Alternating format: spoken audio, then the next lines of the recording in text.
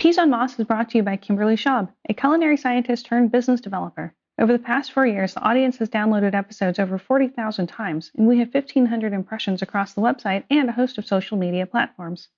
Will you consider contributing to the show to help keep it on air?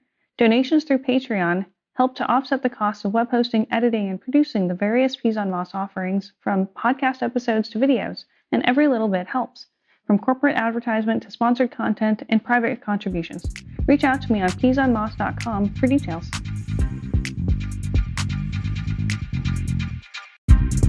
Hi Peas on Moss listeners, Kimberly Schaub here. So glad to have you join us for these monthly quick bite selections and conversations I've gotten to have with food industry leaders, digging into the life and work of product development. This episode is an excerpt from the Research Chefs Association Hustlers Under 40 Young Professional Resource Group that we founded in 2020 when lockdowns prevented the conference from being held in person. Chef Pierre Thiam kindly agreed to be our keynote speaker for one of our monthly mixers, and I'm really excited to share a clip from the overall conversation. In this segment, Chef Pierre is talking about his role in bringing the brand Yolele to life through key partnerships, and about his opportunity as a chef to create a market for the grain fonio from West Africa. Two major themes jumped out to me. First, the role that chefs play in creating interest around foods is critical, and we can use that influence to drive change in the food industry, whether that's expanding markets or purchasing more sustainable and values-based products. Secondly, key strategic partnerships are essential components to making this product successful, from sourcing to processing, and the management process to commercialize the ingredient took belief in the vision, investment of resources, and commitment to get through the commercialization hurdles that encumber a multitude of good ideas. Have a listen for yourself.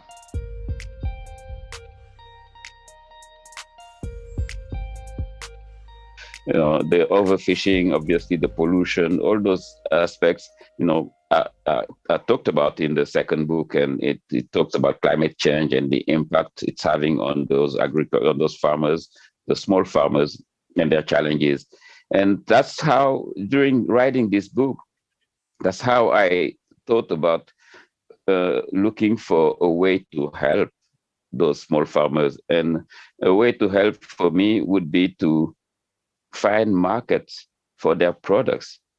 Some of them have crops that are very, very nutritious, that are great for the environment, and they don't have access to markets. And as I saw this as an opportunity, being a chef based in New York. I thought, one particular ingredient I was very interested in is called fonio. And I'll tell you why I was interested in it, because it's a grain that grows in poor soil. It requires very little water, and it grows really fast, and it's very nutritious. It's gluten-free. It's delicious. It's delicate. Looks like couscous, but you eat it and you feel much lighter. Couscous, you feel heavy when you eat couscous. With fonio, it's not the case. And it's very versatile. You can do so many different things with it. And I just decided to make it the first ingredient that I will open market for. And that's how I started Yolele. Yolele is the name of my company. That was the name of my first restaurant, but that's the name of my company. And why I call it Yolele is because it's a Fulani word. Fulani is part of my ethnic background. The Fulanis, for those of you who don't know, are the largest nomadic group in the world. They transcend the borders. They go from North to South Africa and East to West Africa with their herders, with their cattle, looking for pasture, for greener pasture.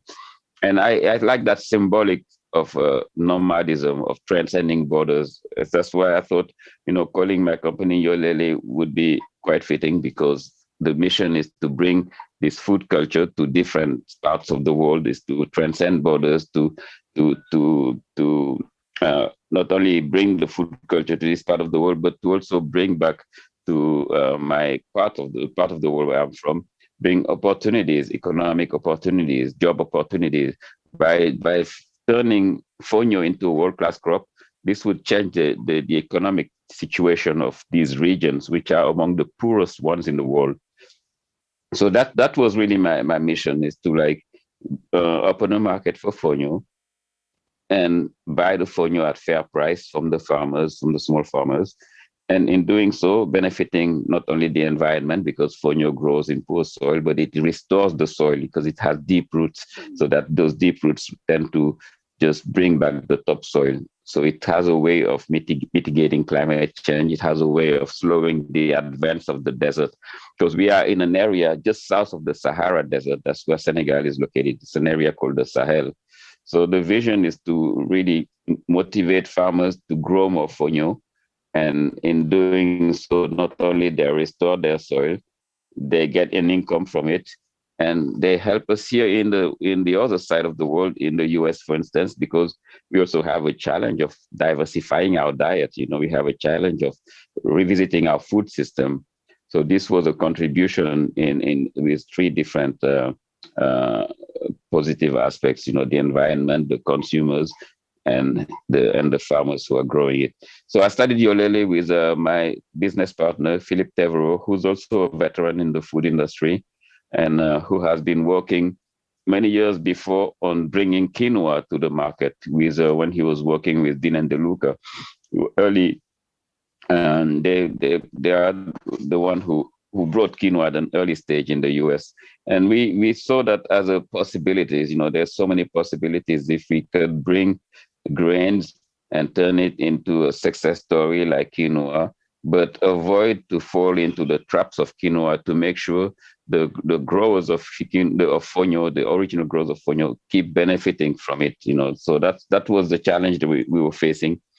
So we started in 2017, and we launched our first fonio in one Whole Foods. That was a Whole Foods next to my restaurant Teranga, because I have also a restaurant in Harlem. It's called Teranga, and we launched our first bag of fonio there, and it became a hit, an instant hit at Whole Foods. Really, we became first in our category, which was a great. I mean, I was confident in the grain, but I didn't know that people would adapt it so fast. Harlem was a good guest because Harlem has also a West African community that's familiar with the grain. But Whole Foods invited us to expand from Harlem to all the Whole Foods in New York City.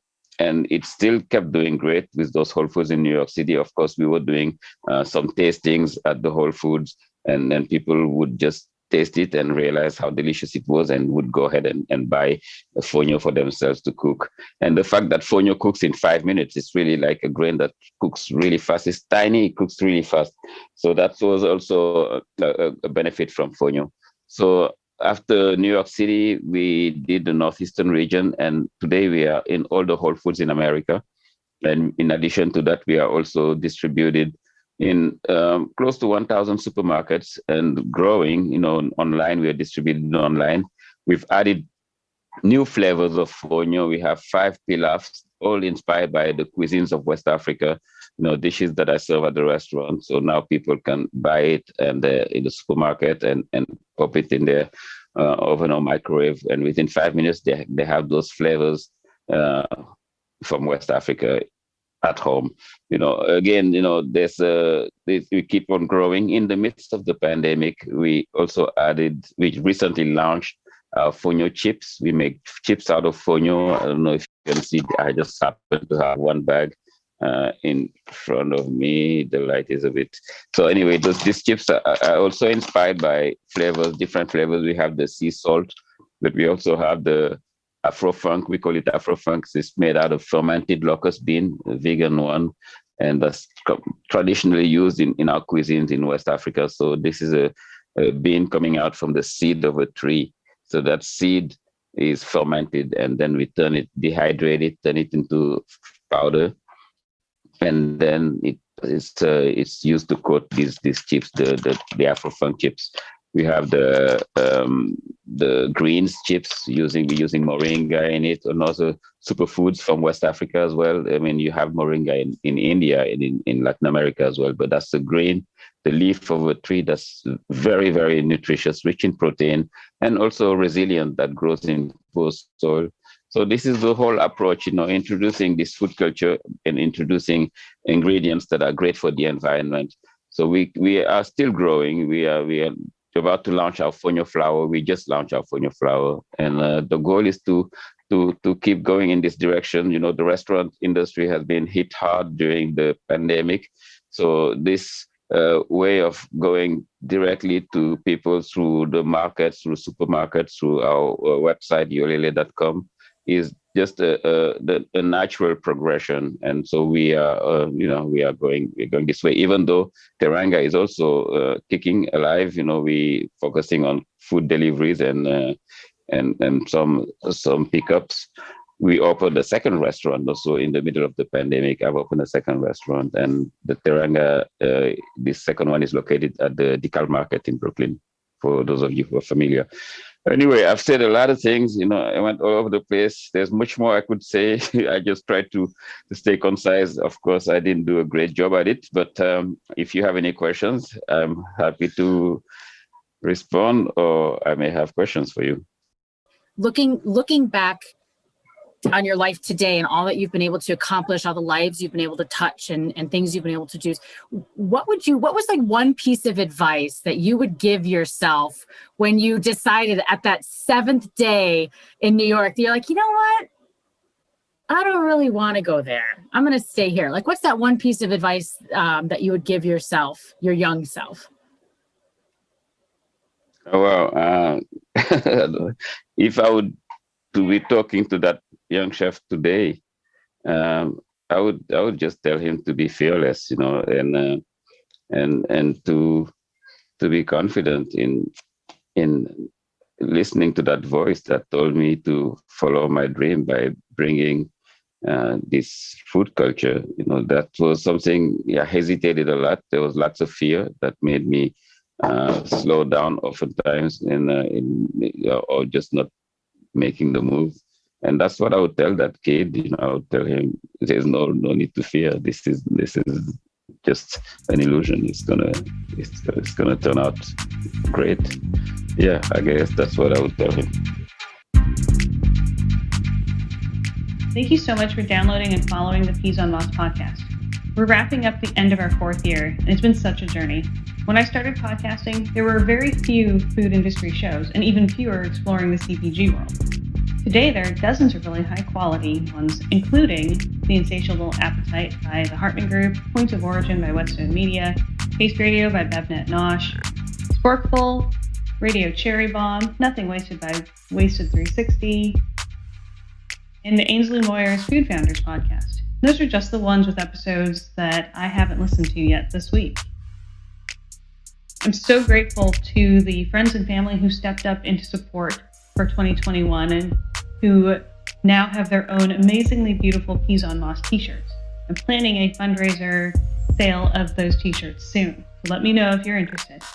I'm also starting to increase my workload in business development leadership, and I'm hosting mostly virtual community events such as the Research Chefs Association Hustlers Under 40 monthly happy hours. So if you're interested, go to the website and sign up for the newsletter to find out when our next get-together is. Thank you all for a wonderful 2021. We'll talk to you again next year.